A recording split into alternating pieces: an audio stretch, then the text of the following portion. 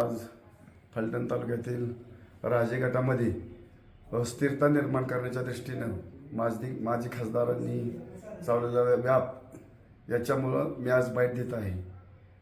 आज माझे एकेकाळचे मित्र किंवा जुने मित्र माणिकराव सोनवणकर असतील, लक्ष्मण सोनवणकर असतील, विलासराव नलवडे हे मित्र जरी होते, परंतु त्यांनी राजकीय भूमिका वेगळी मांडली आणि घेतलेली भूमिका ही फार चुकीची आहे आणि त्यांच्या जाण्यानं या तालुक्यामध्ये संभ्रम झाला आणि त्यांच्याबरोबर ही बी मंडळी जाणार की काय अशी तालुक्यात कार्यकर्त्यामध्ये कुजबूज होत असताना मी आज स्पष्ट करू इच्छितो की मी श्रीमंत रामराजे साहेब महाराज साहेब असतील, माननीय आमदार दीपकरावजी चव्हाण साहेब असतील, माननीय श्रीमंत संजीवराजे नाईक निंबाळकर, माननीय श्री रघुनाथराजे नाईक निंबाळकर साहेब यांच्या नेतृत्वाखाली शून्यातून झालेला कार्यकर्ता आहे आणि भविष्यामध्ये कायमस्वरूपी त्यांच्याबरोबर काम करणार आहे।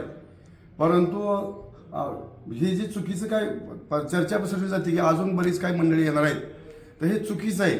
कुणीही राजे गटाचं त्यांच्याबरोबर जाणार नाही, सत्ता स्वार्थासाठी तर अजिबात जाणार नाही। माणिकरावने घेतलेली भूमिका अतिशय चुकीची आहे।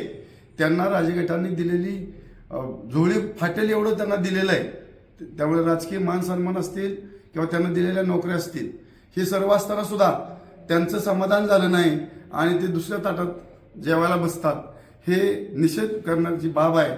मी एवढंच यातून सांगू शकतो कार्यकर्त्याला की कुणीही अशा चुकीच्या पद्धतीनं यांना बळी पडू नये आणि राजे गटाशी जी भूमिका तालुक्यामध्ये व्यवस्थित चाललेली आहे, विकासाची घोडदौड अतिशय चांगल्या पद्धतीने चाललेली आहे, तीच घोडदौड चालवण्यासाठी आपण सर्वांना एकत्र येऊन आपण महाराज साहेबांच्या आणि आमदार साहेबांच्या सर्वच नेत्यांच्या पाठीमागे ठाम उभं राहू आणि भविष्याची राजकीय वाटचाल करू, एवढंच या निमित्तानं सांगतो। माणिकरावच्या जाण्यानं कोळकी जिल्हा परिषद गटामध्ये काही परिणाम होणार नाही।